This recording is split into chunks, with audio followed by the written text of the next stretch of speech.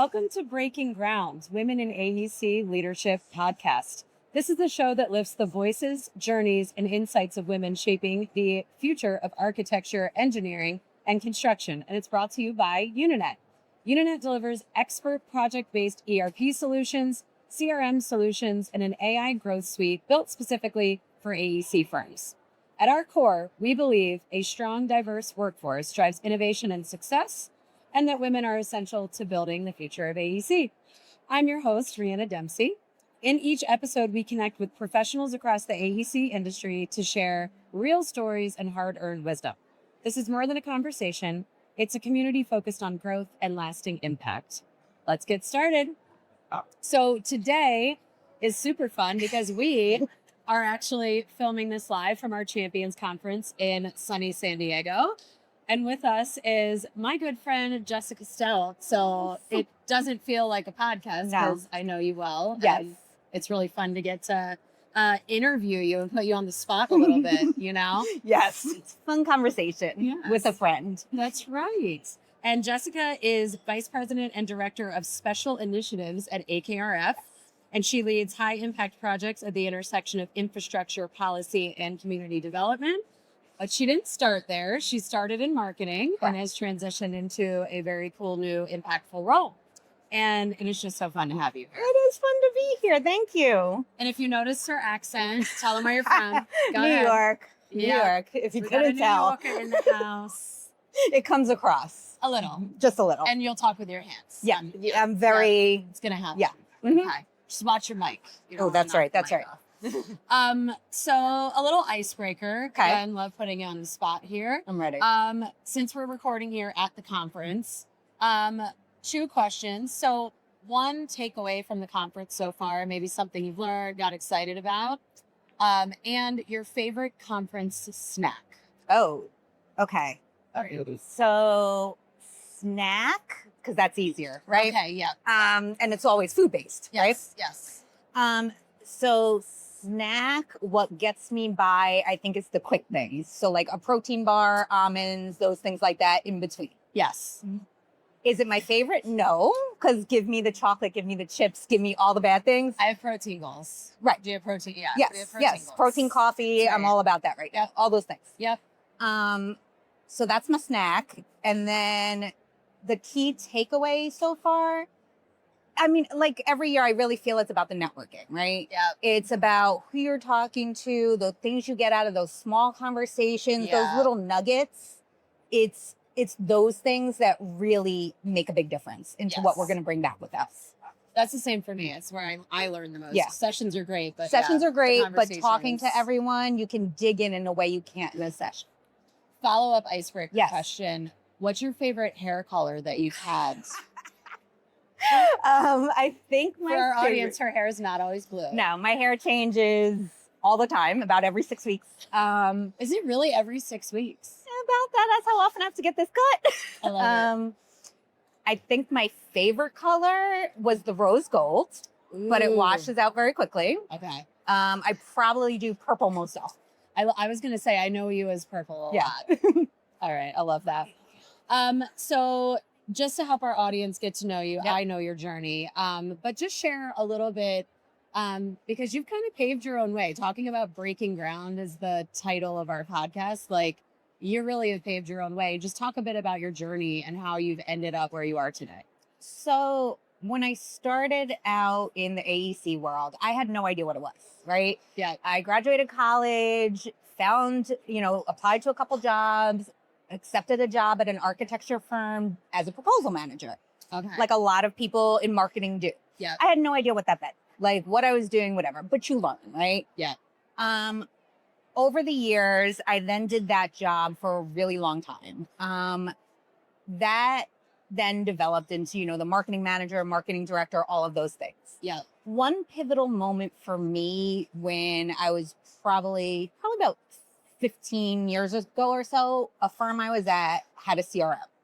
And I remember thinking and talking to my coworker and saying, oh, I would love to not do proposals and be Rhonda. It was the woman who was doing it at the time. Okay. Made a comment, whatever, didn't even think about it, kept on going with life, right? Yeah. Then when I moved to AKRF, I started off as a proposal manager, did the marketing manager, marketing director, all of that. My career and role really pivoted organically as we got a CRM. Okay. Because it was something we wanted. Now, who's going to manage that? Who's going to be responsible for it? I just kind of naturally started liking those things. I knew I was interested in it, so I took that on. Yeah. I was doing proposals and implementing our CRM at the same time, which I know a lot of people do across the board. Yep. Very true. So I didn't realize at the time I was pivoting, fully pivoting. So time goes by, I did pivot, right? So now I'm responsible for the CRM. But at the same time, then I started getting into more of our firm operation stuff because that naturally, organically brought me there, right? I'm now working with accounting, IT, HR, all of these different people to make a bunch of different systems work together. While I still have my marketing side where we're doing rebranding and this and that, and I'm still involved in all of these different aspects across our firm. Yeah. So I ended up doing a lot of cultural stuff, like helping with our rebranding, our celebrations and all of that, overarching firm stuff. And then that made me kind of pivot again, where leaders of my company came to me and said, you know, your name keeps coming up in a conversation. Would you be interested in doing a different type of role where it's not necessarily marketing? You're helping with the firm's operations now. Yeah. Holistically. Yeah. So again, organically, just by the things I was doing with the firm, that they saw that in me in a way I didn't see it in me. And you report directly to The president and CEO. Yeah. Who is a woman. I love that. Look at that. Yep. They are out there, people. Yep. They're out there. Yep. No, that is, and I think what I just heard too is taking a lot of opportunities, say yes to things, right? Saying and kind yes. of When explore. when I accepted my current role, I remember clearly saying to them, you know, I don't know what I'm doing, right? And they understood that. But I guess they saw certain things that they were like, doesn't matter. Like, we see what you're doing. You know the people. You know what we're doing. You know what we're trying to accomplish. You're good at bringing all these people together. So it doesn't matter. We'll figure that out together.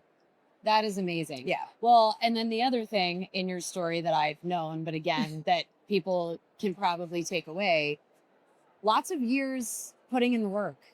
Like, it's not, I just find it fascinating when you hear from people earlier stage in their career, they're just like, well, I should be a director by now. Yeah, no, right? I never thought that. You're just, I'm going to go do a great job and I'm going to work and I'm going to learn the business and then you grow. Like when you do a great job, it's amazing, but the growth comes. And I just think sometimes we forget that the hard work is part of this whole thing. Tons of hard work, many hours, many learning hours, many mistakes, right?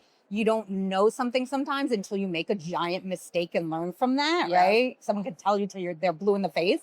Yeah. So all of those moments contributed to it. Yes. I should probably look at the cards that were prepared for me, because they are some great questions. And this is actually a great one. So historically, women have made up under 15% of the architecture and engineering industry workforce.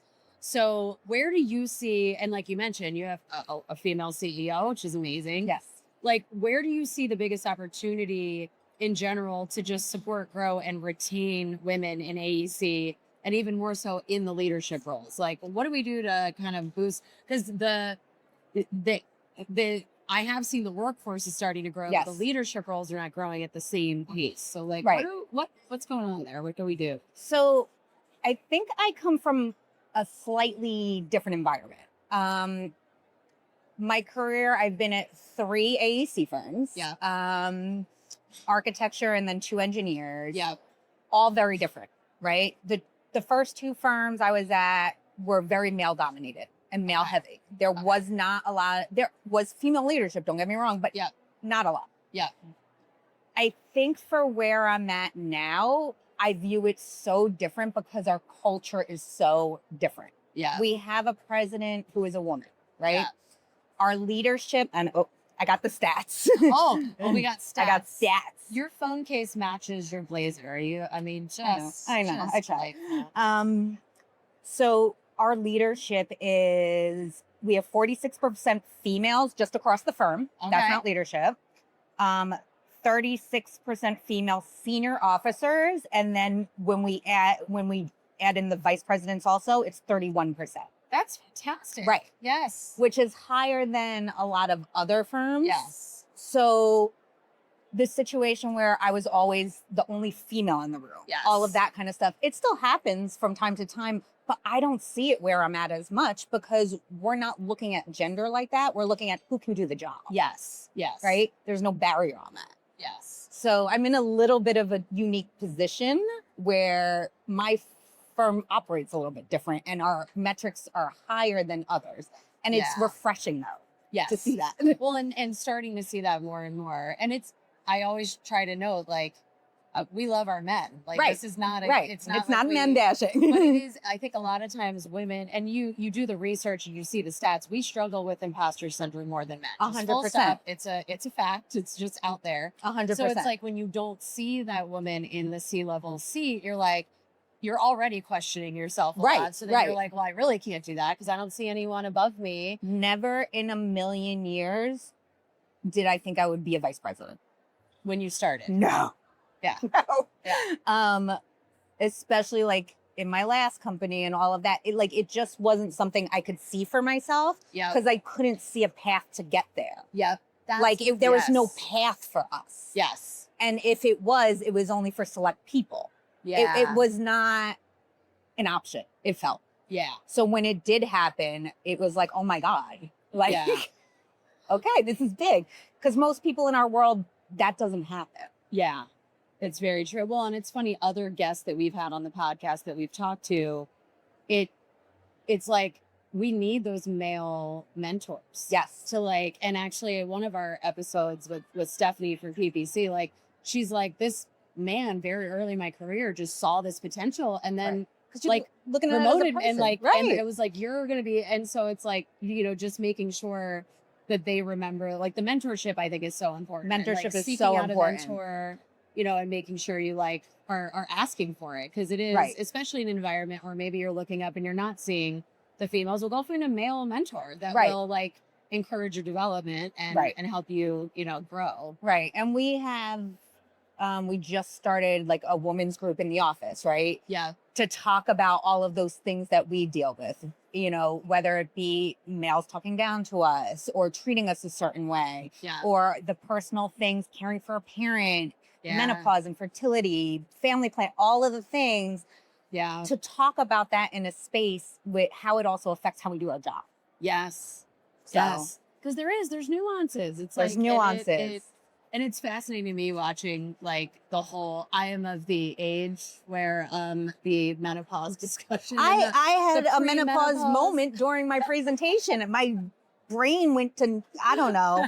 And I was like, okay, yeah. But I feel 20 years, when I started working, nobody would talk about that. No. That wasn't a thing. And now it's no, these are just it affects you. So of course, why can't we speak about these things in an open, it's medicine. Life, right? It's health. So. I've been through a lot of personal, tough times. Yeah. And I'm always very open with them. Yeah. Because, why? I shouldn't be embarrassed about these things if we can help each other. Yes. Yes. So. And I think it's cool. I think we're in a pivotal place where it's it's not so taboo to talk about all of these things. So, all right. One more, why does it matter? To have women in leadership roles? Why is it even important? I mean, there's so many things. Equality one. But aside from that, I think we sometimes bring a different perspective. Yes. Right? Yeah. That men may not always have, or we operate in a different way sometimes. We may sometimes view a situation different. Mm-hmm. It gives you, I think, a more well-rounded way to look at things. Yes. Because now you're having perspectives from all different types of people, all different types of views. I mean, we think differently. Yes. What is it? Men are from Mars, women are from Venus, right? Yes, we do. We do at the core. Yes. So to have all perspectives, especially when whatever you're doing, affects everybody. Yes. It's not just affecting men. It's not just affecting women. It's everyone. Yes. So you have to have us involved. And I agree. It's the different perspectives, because for me, I also wouldn't want to be on a team of all women. No. Like, because No. sometimes Give me a mix. I need a little bit of a, like you said, we think differently, and I work really well with all Me too. the males leaders on my team and my peers, because they'll be like, well, why don't you do it this way instead? Right. I'm like, oh, I wasn't. So it's just the diversity of thought that is like so important that Right. you don't have if you have, Right. all of one type of any person, right? Like, that's why No. diversity is amazing. and Right. You always it's come out with a really- better outcome Yes. if you have different parties involved who think differently. Yes, exactly. So I know we could keep going. I'm probably getting like the sign, like, hey, wrap it up. So just what's one piece of advice? Because again, we have a lot of people tuning in, like trying to figure out, like, what do I do to advance my career in this Right. industry? Just what's one piece of advice that you would give them? Yeah. Allow yourself to be vulnerable. You don't know what you don't know, right? Like, I feel like I've said that 20 times today. Yeah. Allow yourself to ask the questions that you may be afraid to ask, that you think are stupid. Yes. Without asking those questions, you're never going to learn and grow. Yeah. So allow yourself to feel that way, and ask the questions. It's the only way you're going to learn and grow. We don't have to know everything. Right. You don't have to know Yes. everything. It's why you have a team. Yes. But just allowing yourself to open up, be vulnerable to other people, and to allow yourself to feel that way, to ask the questions, to get the information you need to learn and grow. Yeah. Well said. Well said. I completely agree. I appreciate you. I know this conference is busy and you have a lot on your plate. So I love that we got to do this live and in person. So much cooler than Zoom. Definitely. And I want to just thank all of our listeners. Thank you for tuning in to Breaking Ground Women in AEC Leadership. And if today's episode resonates with you, be sure to follow, leave a review, or send it to someone in your network. And as always, keep breaking new ground.